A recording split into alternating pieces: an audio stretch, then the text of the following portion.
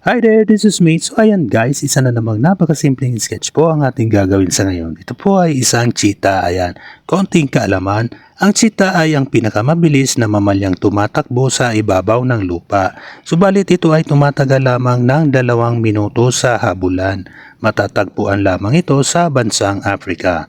Ang cheetah ay pinagkalooban din ng isang malaking dibdib, sapat na laki ng mga baga, isang malakas na puso, isang buntot na naglalaan ng panimbang at malalaking butas ng ilong na nagpapahintulot para sa mabilis na paghinga na pawang nakatutulong sa walang kaparis na tulin na hayop na ito. Yan. Subalit sa kabila ng mga pagsisikap ng kanilang inang cheetah na pangalagaan ng kanilang mga anak, wari bang halos sangkatlo lamang ang mga anak ang namubuhay hanggang sa ganap na paglaki. Ayan.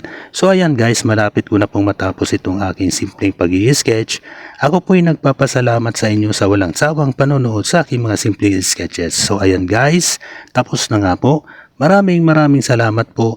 Hanggang sa muli, Diyos mabalos sa Indogabos. Bye-bye!